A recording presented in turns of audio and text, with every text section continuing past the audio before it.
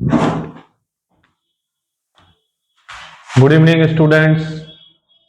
तो आज के क्लास सेशन में हम एक न्यू टॉपिक के साथ यहाँ प्रेजेंट हैं और टॉपिक का नेम है electric potential and electric potential difference. तो ये सीबीएसई आरबीएसई जो आपकी फिजिक्स की बुक है या सिलेबस है उसमें सेकंड चैप्टर है। तो इलेक्ट्रिक पोटेंशियल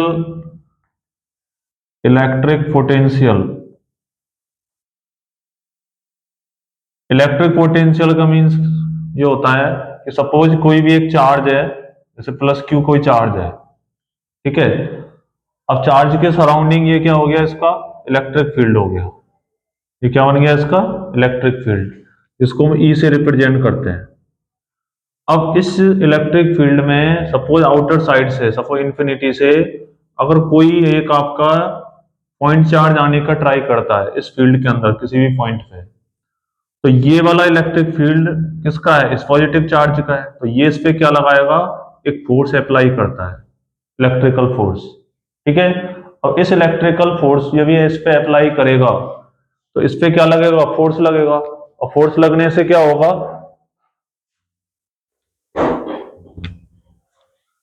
ये जब इस पे फोर्स अप्लाई करेगा तो ये इसको क्या करेगा, रिपेल करेगा। बट उस फोर्स के अगेंस्ट जाकर ये चार्ज किसी पॉइंट पे, जैसे सपोज यहाँ पे ये पॉइंट है, यहाँ आने की कोशिश करता है, ट्राई करता है, तो अगेंस्ट फोर्स इसको कितना वर्क डन करना पड़ा, ठीक है। तो वो क्या रिप्रेजेंट करेगा, इसका इलेक्ट्रिक पोटेंशियल, कि इसमें कितना पोटेंशियल अवेलेबल है, ठीक है। जैसे ये इस फोर्स के अगेंस्ट जाके जब ये इस पॉइंट के अंदर आ जाएगा, इस फील्ड के अंदर, तो वही आपका क्या बन जाता है, इलेक्ट्रिक पोटेंशियल, ठीक है। अब इस इलेक्ट्रिक पोटेंशियल को आप कैसे रिप्रेजेंट करोगे, जैसे E equal to F upon Q naught, ये इक्वेशन होती है, ठीक है। ये तो इंटेंसिटी की इक्वेशन हो गई, इलेक्ट्रिक फील्ड इंटेंसिटी। ऐसे ही जो आपका इलेक्ट्रिक पोटेंशियल होता है वो होता है V is equal to W upon Q naught, ठीक है। तो W क्या है यहाँ पे, W का मतलब होता है वर्क डन, कितना वर्क डन कर रहा है ये।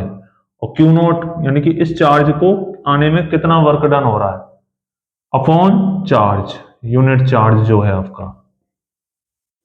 तो दोनों का जो रेशो होता है, ठीक है, वो क्या रिप्रेजेंट करेगा, यहाँ पर इलेक्ट्रिक पोटेंशियल रिप्रेजेंट करता है। क्या रिप्रेजेंट करता है ये, इलेक्ट्रिक पोटेंशियल, ठीक है।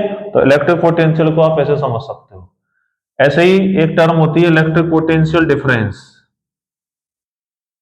Electric potential difference, electric potential difference का मीन्स क्या होता है कि सेम यही कोई चार्ज है Q और इसके ये इसका सराउंडिंग क्या बन गया, इलेक्ट्रिक फील्ड बन गया। अब इसके अंदर आपके 2 पॉइंट अवेलेबल हैं, एक पॉइंट A है, एक पॉइंट B है। अब कोई कोई अदर चार्ज है इंफिनिटी से, यानी कि यूनिट चार्ज, पहले A पॉइंट पे आने की कोशिश करेगा, फिर कहाँ आएगा, B पॉइंट पे आने की कोशिश करेगा, ट्राई करेगा। तो ये क्या लगाएगा, इलेक्ट्रिक फील्ड इस पे फोर्स लगाएगा। इस फोर्स के अगेंस्ट जाकर भी ये चार्ज ए पॉइंट पे और बी पॉइंट पे आता है, तो ए पॉइंट पे भी इलेक्ट्रिक पोटेंशियल बनेगा सेम इस तरह से। और जब ये चार्ज आगे बढ़ेगा बी पॉइंट पे आने के लिए तो भी इलेक्ट्रिक पोटेंशियल बनेगा। तो सपोज यहाँ पर बी ए इलेक्ट्रिक पोटेंशियल है और यहाँ पर बी पॉइंट पे बी बी बी। अब दोनों का जो डिफरेंस है, यानी कि बी बी माइनस बी ए, तो दोनों इलेक्ट्रिक पोटेंशियल का जो डिफरेंस है उसी को हम रिप्रेजेंट करेंगे इलेक्ट्रिक पोटेंशियल डिफरेंस, ठीक है, इस तरीके से। अब कौन सा इलेक्ट्रिक पोटेंशियल हायर है और कौन सा लोअर है ये आपको पता होना चाहिए। अब एक इक्वेशन इसमें आएगी V इक्वल टू के क्यू अपॉन आर, यानी कि V और R में जो रिलेशन होता है वो इनवर्सली रिलेशन होता है डिस्टेंस और इलेक्ट्रिक पोटेंशियल में, ठीक है। अब अगर R का वैल्यू लो है, कम है, मिनिमम है, तो इलेक्ट्रिक पोटेंशियल आपका क्या होगा, हाई होगा। दैट मीन्स अब देखो सपोज यहां तक सपोज 1 सेंटीमीटर है और ए पॉइंट का इस चार्ज से डिस्टेंस 2 सेंटीमीटर है, तो मिनिमम किससे हुआ, V से। तो इसका मतलब B पॉइंट पे जो इलेक्ट्रिक पोटेंशियल है वो ग्रेटर है किससे, ए वाले पॉइंट से। तो इसकी कंडीशन क्या बनी, VV ग्रेटर देन VA। क्या कंडीशन बनी? VV ग्रेटर देन VA, यानी V पॉइंट का इलेक्ट्रिक पोटेंशियल A पॉइंट से कैसा हो गया? हाई हो गया V पॉइंट पे। क्यों? क्योंकि ये यहाँ पे ये अप्लाई होता है कि V inversely proportional to R। तो इनवर्सली प्रोपोर्शनल का मतलब डिस्टेंस अगर कम है तो पोटेंशियल का वैल्यू इंक्रीज हो जाता है। ठीक है, तो ऐसे याद रखना है। अगर बाय द वे ये दोनों पॉइंट इंटरचेंज हो जाएं तो कंडीशन क्या बनेगी? VA greater than VB। ए पॉइंट इधर आ जाए इसके नियर, बी पॉइंट इससे दूर हो जाए। तो कंडीशन यहां पे हम कैसे लिखेंगे इसको कि VA में से हम क्या माइनस करेंगे?